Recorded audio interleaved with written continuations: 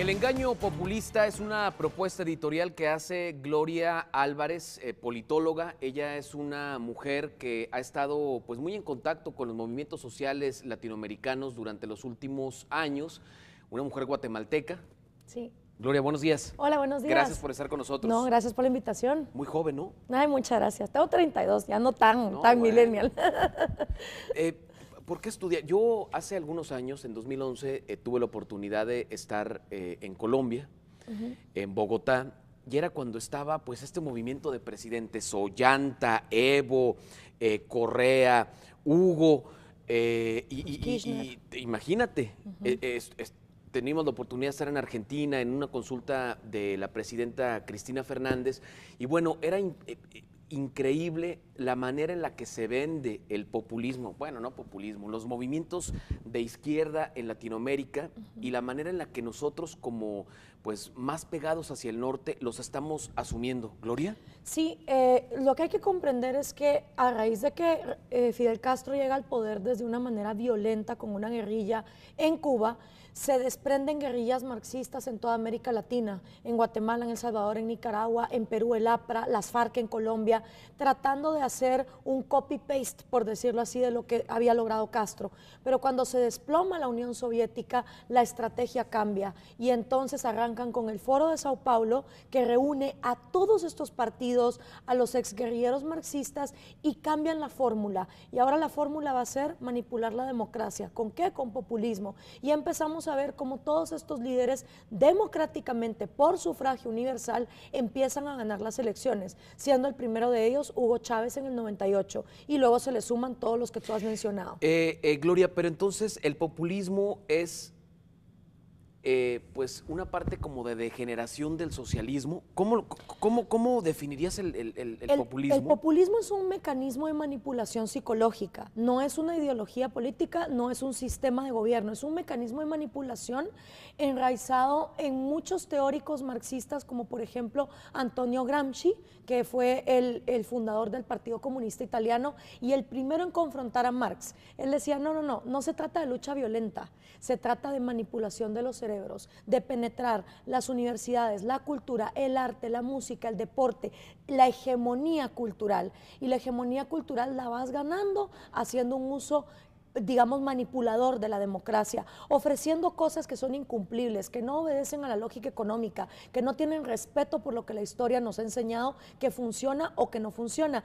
Y los primeros en traerlo al siglo XXI fueron los izquierdistas latinoamericanos, pero cuando les empezó a funcionar la fórmula, también la oposición empezó a ser populista. Y por eso tú ves, donde no está gobernando nadie de la agenda del socialismo del siglo XXI, que hay un hartazgo social y que hay descontentos. De hecho, la gente se va por estos líderes porque está harta y cansada de las expresiones más tradicionales, digamos. Hoy veía pues el periódico Milenio, La Opinión Laguna, en la sección nacional, y es un claro ejemplo de la posición que tiene, por ejemplo, Ricardo Anaya, el presidente del Partido Acción Nacional, en cuanto a encuestas se refiere, pero sigue llevando la delantera Andrés Manuel López Obrador. ¿Qué opinas de Andrés Manuel? Andrés Manuel, bueno, leí su libro, La Salida, 2018, encuentro muchas contradicciones en su libro, cosas que no se pueden poner en la práctica al mismo tiempo. Te habla de zonas francas de libre comercio y te habla de precios tope.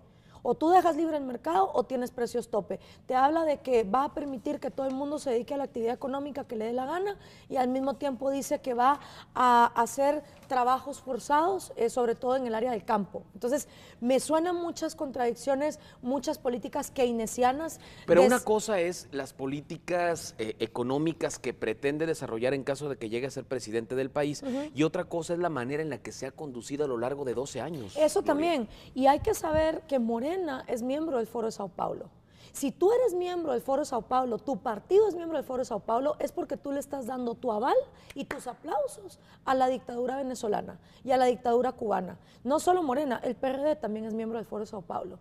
Y yo creo que aquí en México se desconoce muchísimo lo que es el Foro de Sao Paulo, lo que es el socialismo del siglo XXI y las implicaciones que puede tener que un partido por el que tú votes esté metido dentro de este grupo. Bueno, la pregunta que yo te planteaba era, ¿realmente el populismo lleva a la decadencia de un país? por ejemplo, Venezuela, por ejemplo, Bolivia, por ejemplo, pues otros países, Argentina. ¿Es esto Brasil lo que lleva con el Absolutamente, populismo? absolutamente. El populismo te degenera tus democracias, te acaba con el equilibrio del poder. Si tú analizas todo, lo tenemos ahí, el manual del populista, lo primero que hace es reescribir constituciones para enquistarse en el poder perpetuamente. Lo segundo es que aniquila el equilibrio de poderes. Ya el Congreso se vuelve un grupo de escribanos del dictador que van cambiando las leyes a su antojo para que entonces poco a poco, democráticamente llegas al poder para destruir la democracia. ¿Cuál es el antónimo del populismo? La república. La república es el gobierno de leyes, no de hombres, donde las leyes y las reglas del juego tienen que ser parejas pero para tiene todo que ver, el mundo. es decir, tiene que ver el hecho de gobernar con la personalidad de un político. ¿A qué me refiero? Es decir, imagínate a Evo Morales en Bolivia. Bolivia es un país con leyes. ¿Tiene que ver la forma de gobernar de Evo con lo que está plasmado en la Constitución de Bolivia? Bueno, él cambió el nombre del país porque la República de Bolivia le impedía la tercera reelección y en lugar el de respetar su Constitución dijo, pues si la República de Bolivia como figura no me deja reelegirme, pues yo le cambio el nombre al país y le cambió el nombre al país y hoy se llama Estado Plurinacional Boliviano. Ve tú a saber lo que significa institucionalmente un Estado plurinacional, pero usan estos mecanismos manipuladores y va por su cuarta reelección. Armó su propio museo con el dinero de los impuestos en un país donde hay una pobreza similar a la de Guatemala. Entonces, tú ves este mesianismo y esta manera de no querer dejar el poder. Bueno, Maduro manipulando los precios de la moneda en Venezuela. Y diciéndole a la gente que todos los días llegan los gringos y desabastecen los supermercados y por eso es la escasez, no por las pésimas políticas económicas que se han tomado. Sin embargo, el populismo sigue siendo un mecanismo muy importante para ganar elecciones en este momento, sí, Gloria. Porque una de las cosas que analizamos nosotros es la mentalidad populista. Y la mentalidad populista no solo habita en el candidato populista, sino en las poblaciones latinoamericanas. Este odio a la libertad. Pero imagínate, ¿cómo explicas entonces el fenómeno de los mercados, supermercados en Venezuela, en Caracas, vacíos, y la gente pues todavía saliendo a apoyar a Maduro en estas manifestaciones multitudinarias que hacen sobre las avenidas? Por la hegemonía cultural, porque son 20 años donde le han destruido, no es tanto o sea, sí obviamente la pobreza, pero psicológicamente han utilizado mecanismos que utilizó Goebbels, como la desesperanza aprendida, donde ya los judíos en los campos de concentración no luchaban por su vida, donde te manipulan hasta tal grado que tu racionalidad, tu sentido común ante una destrucción de la educación, sobre todo en las escuelas y universidades, ha sido de manipular, de adoctrinar, de enseñarte a amar al líder, como ocurre en Corea del Norte. Tú ves a los coreanos del norte llorando desgarradamente cuando se les muere un líder. ¿Por qué? Porque han sido adoctrinados a amar eso como que fuera una religión. Bueno, el engaño populista, ¿qué es lo que vamos a encontrar en este libro, Gloria? En este libro vas a encontrar un análisis y un diagnóstico de la mentalidad populista para uno también hacer la reflexión de cuántas veces uno como votante ha caído en eso. En el segundo capítulo vas a encontrar los padres fundadores del socialismo del siglo XXI, qué es el Foro de Sao Paulo, cómo la izquierda latinoamericana cambió de estrategia y cómo la derecha latinoamericana les copió el modelo.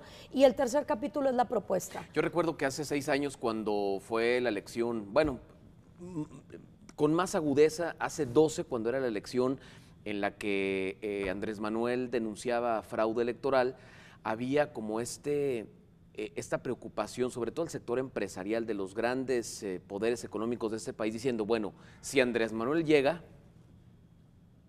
va a armar un bloque de izquierda muy fuerte, insisto, con Bolivia, con Venezuela, en México ahora mismo y con otros países de los que han emergido estos grandes,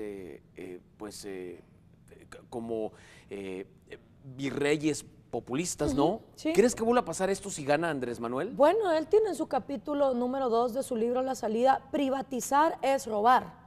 O sea, si tú ya de entrada estás diciendo que el derecho a la propiedad privada es un robo, o sea, que tú no tienes derecho al fruto de tu esfuerzo, que si a ti te paga esta televisora un salario, el presidente tiene derecho a quitártelo.